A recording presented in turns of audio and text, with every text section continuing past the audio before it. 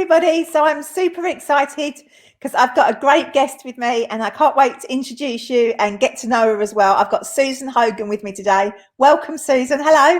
Hello. Lovely to have you here. We're probably all excited to get to know you and find out a bit about your Amazon business and what you've been up to. Okay, well, I'm looking forward to it. Good, brilliant. Well, let's start with, yeah, I'll be nice, I promise. So let's start with a bit about you. So tell us something about you that we wouldn't know, a funny story or something unique about you. What can you share with us? I always believed my destiny would be outside of the UK. And I spent my first 10 years as an adult living and traveling outside the UK. So I love the sunshine, even though when I started, I was so pale that my Italian friends called me Susanna tutta panna, which is actually whipped cream in Italian.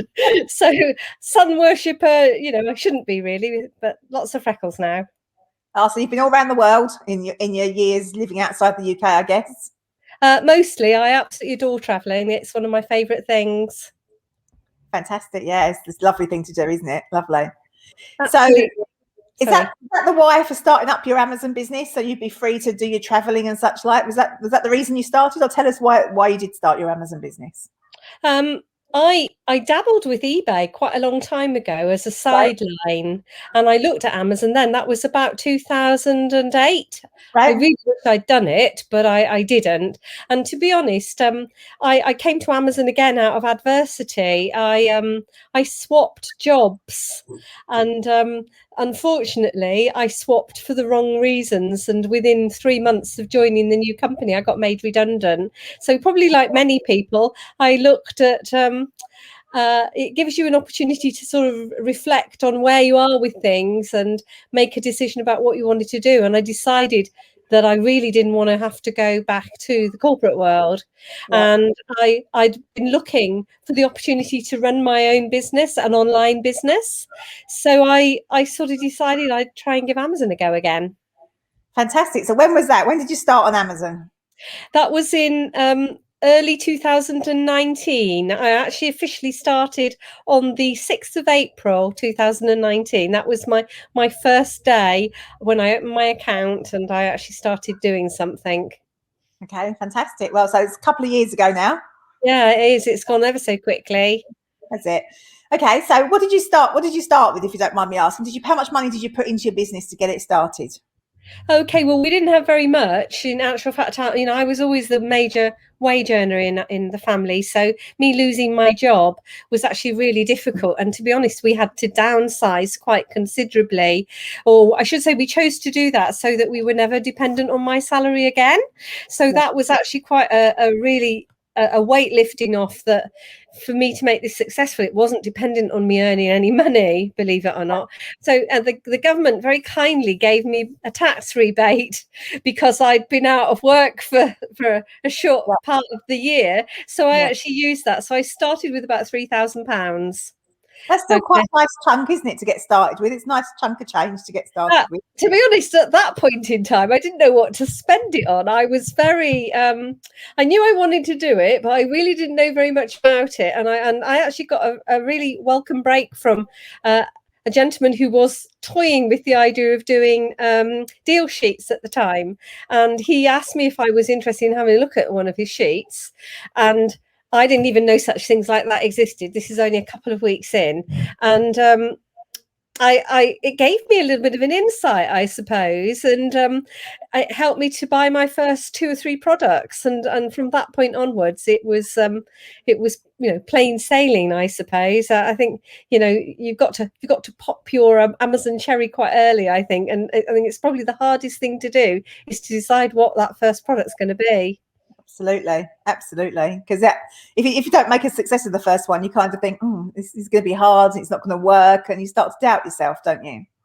Well, I had a really funny experience because my very, very first product was a toy, and I actually don't sell toys. Part of the reason for that is because of my first experience, because I bought the toy from a well-known high street store, and I was waiting patiently for it to arrive into Amazon, and it didn't. And I didn't know what was going on at that point in time. And then I suddenly realized that I'd already sold it. I sold it before it technically had gone in, and I sold it in Germany.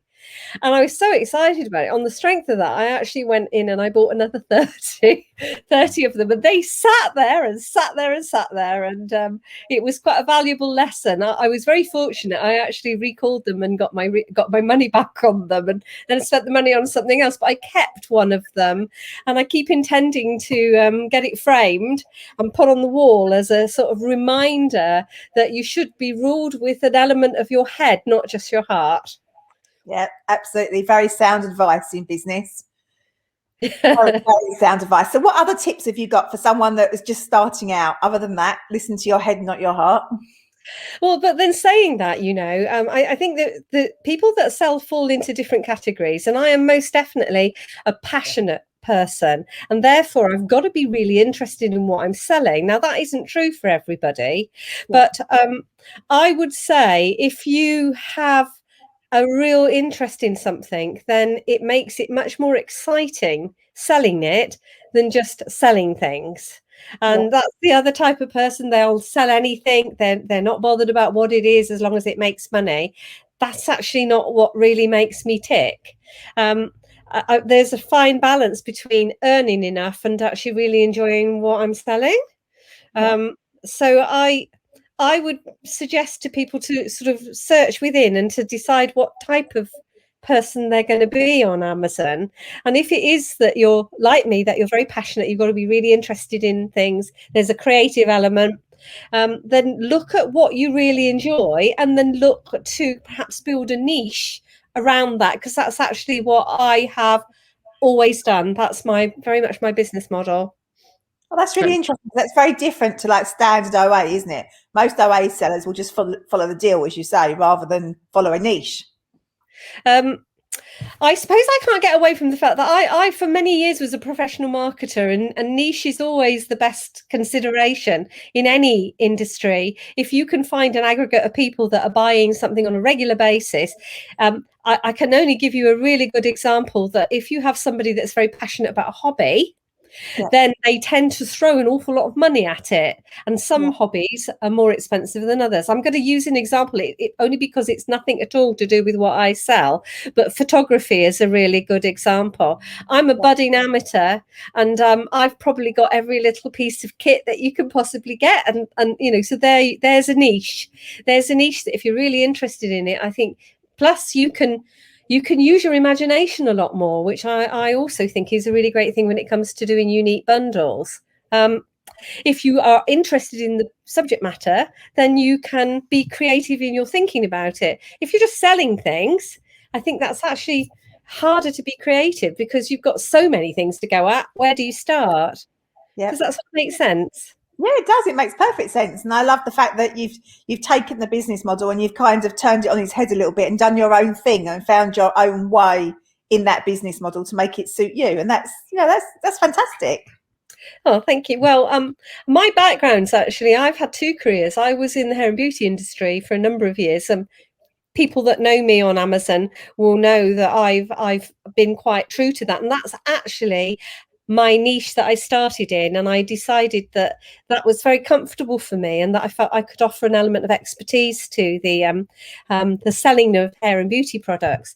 It also opened quite a lot of doors, because I am actually qualified right across the board, and I've had a lot of years of industry experience before I went into marketing. And that worked absolutely brilliantly until lockdown. Unfortunately, I had to rethink things in lockdown, because I'm sure you're all well aware that most of the hair and beauty salons in the whole of the country closed. Yeah. And I was still putting really, really big orders in. I must have been the only person in the UK that was buying particular products. And I sort of went above the radar a little bit too much, and I got pulled back by it. So niche is great, but you've got to make sure that that it's a perpetual niche, rather than it being something that, in that instance, in some ways we did really well with hair and beauty in lockdown, and in others, for me, it actually created an issue with me buying a lot of products. Yeah. Okay. So have you moved more into, like, for your beauty product, have you moved more into like a wholesale model rather than just OA? So you're moving more into, because you've got the ability to know I guess, the wholesalers and such like. Yeah, that's actually how I started. Right. I've always done OA, but my business model was always wholesale. So I went directly to manufacturers when I made that decision about what I was going to specialize in. That said, I have, as many people that are listening, I have frequented quite a high volume of the OA sites. I did struggle getting really good relationships with the beauty side of the business. They're quite snobby beauty manufacturers, and so I find it an awful lot easier to actually go directly to really good retail sites online and things like that, like many people do. It was just more that, it didn't really matter so much where I was getting it from. It was more that it fitted with everything, so that there was this synergy, that everything sort of had a look and a feel, and they were all of a certain standard and things like that. Okay. So if do you base, like, when you're sourcing your products, do you look at ROI? Are you more interested in profit? Do you have, what way do you go? Do you look at both? What's your view on that? I think it's changed a lot. I have to be honest, that when I first started, I was very fortunate that one of the very, very first tools I looked at was BuyBotPro. And I've used it as a benchmark ever since I found it. I felt that it unlocked a whole world that allowed me to make informed decisions about all sorts of things. So I have to be honest, I've never really looked at ROI. I've more looked at profit and what I call contribution. And also volume. In the early days, that was very different. Certainly for OA, and certainly in the first probably 4 or 5 months, I couldn't imagine going deep on things. I was more about trying to get the breadth. So when I was working with the manufacturers, I was always looking to try to buy maybe 10 different SKUs and buy a smaller amount than buy one that I knew would probably do the total sum of all of the SKUs together. And that's sort of how I've always viewed things. So I use BuyBotPro, and I have the rules, as probably do many people. I like to make a certain amount of profit, and I don't even mind sometimes if the margin's lower, if it sells well, and if it's got a good turnover. So probably very similar to an awful lot of people in that respect. Yeah. What's your favourite BuyBotPro feature? I think it's actually it's all of it, really, because I don't see that each part of it is separate. When I look at anything on Amazon, I look at 3 or 4 things on it, and the fact that I can do that is really helpful.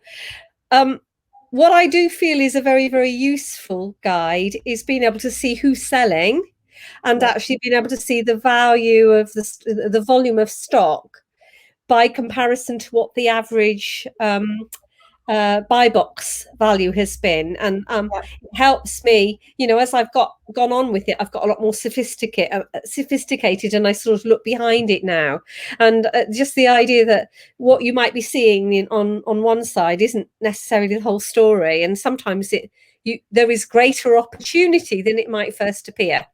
Yep. You can go on sometimes and there's maybe, 15 people selling things, but they might only be selling 1 or 2 of something. And you can sort of look at the historic information, and you can sort of make an informed judgment about whether that product is worth just holding on to for a little while and positioning yourself for when those people run out. Yeah, absolutely. Okay, so you started with £3,000 3 years ago. Yeah. 3 years ago. So where are we now? I don't want to give away 2 years ago. 2 years ago. So I don't want you to give away any trade secrets or give away any personal information that you're not comfortable with. So where have you taken your business to now? What are you achieving in your business now? Well, how can I tell you without telling you? Are we talking 4 figures or 5 figures, 7 figures, 10 figures? What I will say is that I'm at the later stage of my career, and so I'm probably not as ruthless in chasing the big bucks as I might have been a few years ago. That said, I had set myself a target for 1 million, and I'd really hoped against hope that I was going to be able to do that in my first year. Now, I didn't do too badly. I think if I'd have been able to continue with the manufacturers giving me the discounts that I had after the first few months, I think I would have hit it quite successfully. But so that's my target. But I've completely turned it about now, Karen. Of course. Well, because I was introduced to the idea, the concept of unique bundles. It really appealed to me, and I've more and more. I'm actually changing my whole business model around that, and I've been quite prolific with it because I never do anything by half measures. I think that's it's a trait that I've always carried with me. I'm actually a really big risk taker. My husband has sleepless nights over my. I don't have a problem with making really important decisions very quickly. I think it's probably because that's sort of how I've always worked. I haven't beaten about the bush, and I also learn by things very quickly, and I can be quite adaptable at changing things as I go along. So this is what I've been in the process of doing. I've since about end of October last year, I made a decision to completely diversify. Again, relatively niche, but not just hair and beauty. I've sort of gone into something else, and I created more and more unique bundles, and I've been focusing very hard on that. So actually, I'm probably going through a sort of stability phase with the idea that it's eventually going to go up again, and I've sort of accepted that. In order to change over, you can't expect to continue. Well, I can't. You can't, because I'm reducing what I'm spending on OA and putting more into my own bundles and the likes. Of course, and there's a learning curve, isn't there? If you ever change anything in your business, there's a learning curve, and you've got to learn how to do something new. So there has to be a change. But that's exciting in business, isn't it? When you get to pivot and do something different, learn something different, take a different road. It's exciting, isn't it? Well, that's sort of what makes me tick. I've got a very vivid imagination. Yeah, it is. I've got a very vivid imagination. I'm very creative, and I can't work without elements of that. I sort of learned that the hard way. I couldn't. It's just who I am, really, and I'm absolutely loving this phase of what I'm doing. The ideas coming to life, and then all the design element, and then the challenge of getting them bedded in, and the keywords, and all that creative thinking that goes around it. So that's really where I am with things. So. I hope I will reach that wonderful figure this year, but if I don't, it's because I've made a decision to sort of take a step back and go in a slightly different direction. So the greater ambition is within about 2 or 3 years' time that I'm completely hands off. Right, brilliant. Apart from my head, I want to try to work towards a point where I'm running a business somewhere nice and warm, and I've got a lot of people working behind the scenes to deliver, like many people. But yeah, absolutely. So travel's your why. Travel's what drives you. Yeah, it is, because I think I'll always work. I think I'll always have an Amazon business or something like that. I can't imagine not doing it. It's actually just letting go of maybe the more the getting down and dirty element of it that I'd like to. And that's I still have to do that. Like many people, I can't divorce myself from it completely just yet, but I actually quite enjoy it occasionally. Absolutely. Are you using a prep centre, or do you do all your own prepping? Made a decision quite early on to do my own prepping, and that's strengthened through the hand curation element of a lot of the private bundles that I do. That I wouldn't feel comfortable. I've sort of pushed it out there to see if there's any companies that would be able to help with this, but I don't believe that anybody would do it as well as my team. I've got a small team. I've got an industrial unit. I sort of quite quickly moved into that. I think it was the day my first pallet arrived outside my residential property, and all the neighbours were, having a good nose, and I thought I'm going to have to get get out of here and get somewhere else, because I actually started in this really small space. So I've got an industrial unit.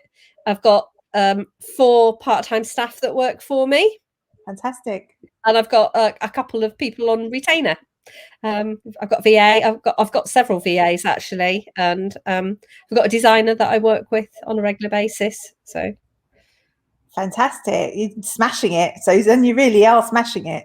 Well, I don't know. Well, it's actually very, very similar to what I've been doing for a number of years, but I've been doing it in the corporate world. So there's elements. So, for example, liaison with external suppliers for things like design, packaging, advertising, and social media, content, copywriting. Those are all things that were part of my remit. So I suppose, and business planning. Delivering against a set of criteria that were usually financial and things. Those are all the sorts of things that I was used to. So I don't think I'm doing anything too different. I'm just doing it for me now rather than doing it for somebody else. Yeah, and isn't that lovely? Isn't that a lovely thought when you wake up in the morning that you know you're doing it for you? Well, with the 12-hour days, etc. That never switch off. Getting up in the middle of the night like I did last night just because something fell into my head and it wouldn't go away. I think fair enough. Yeah, it's still this. I'm very driven, and it gives me a high degree of satisfaction to do these things. Yeah, fantastic. So let me ask you a bit of a curveball question. If you could have any superpower, what would it be? I would like to be able to fly, because I absolutely adore the idea of being able to go to places that other people in the world can't get to. Like I could go straight to Everest, couldn't I? I wouldn't have to go to base camp. There you go. Absolutely. Absolutely. Okay. So what lessons have you learned on your journey? Patience.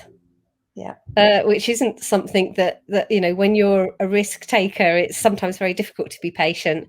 What have I learned? I've learned that there are a number of processes and systems that I or that you need to put in place in order to run a successful business. And if you've got them, you can leave them be when you feel like it, but they're always there for you when you need them. And I think if you haven't got those and you're flying by the seat of your pants, then you never know where you're going to end and you never know what you're doing. I mean, I set myself right from day one, I set myself targets. And then when I really did smash my targets out the water in the first 2 or 3 months, I quite exceeded my own expectations. Then I went back and I reviewed them and I thought, well, if I'm going to be able to do this, and I think I invested quite quickly in some of the tools that help that. So not wanting to over-egg, but BuyBotPro was quite instrumental. I very quickly took a repricer on, which happened to be Profit Protector Pro. The family came as a pack at that point in time, I do believe. And then I've sort of built on that since. So it's about putting the processes in place for yourself, whatever that looks like, and then also being able to stretch yourself by being able to afford the tools. It seemed like an awful lot of money to start off with, but now I see that there's so much value in them that I will constantly look for those sorts of things. I think I don't think you can be cautious. I've had some experiences recently of some of the new starters in recent months, and I feel that there is quite a high degree of caution. Now, I'm not suggesting you need to go out and be gung-ho and try to sort of sell everything, even though you're not allowed to. I don't mean that. I mean that in order to achieve anything, you've got to poke your toe in the water. You've got to give it a go, and then you've got to reflect on how it went, and then you've got to learn from that and then apply that learning. If you don't give it a go, if you're too worried about the idea that something's not going to work for you, you'll never do it. No. Okay, so that I think it's about feel the fear and do it anyway. One of my favorite books is that you've got to take a risk on a regular basis in business. So it can be calculated, but risk nevertheless. Yeah, no, I totally agree. Totally agree. Calculated risks in business are absolutely necessary and good.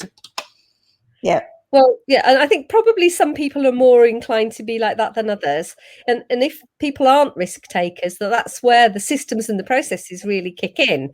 Because if they analyze their business, then they won't be taking risks so much as actually confirming what they really need to do.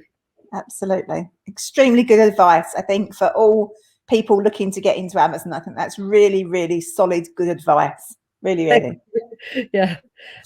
Okay, so you use Profit Protector Pro. So what's your favourite strategy in Profit Protector Pro? Well, I like the fact that you can now automate an element of it. That was a really great addition not that long ago. But I think it's the fact that you can see all of the information that you need right in there, providing you've put it in, of course. If you haven't got your cost of goods, then of course you're flying blind. But I like the fact that you've got a snapshot of that ASIN and you can make informed judgments on it without having to go and look anywhere else. Yeah. Do you use the algorithmic strategies in PPP? I do. And at various stages, I've used different ones, but I must admit, I tend to really only use one strategy now, and that's quite aggressive. So I sort of got past the cautious. Talked about learning patience earlier. I think depending on where you are in your journey, I think it's easier to be more cautious when you're starting out. Yeah. But I think that now I'm much more aggressive about how I go about things. So yeah, I do use the strategies, but there tends to be a very narrow field of them with me. Okay, sounds good.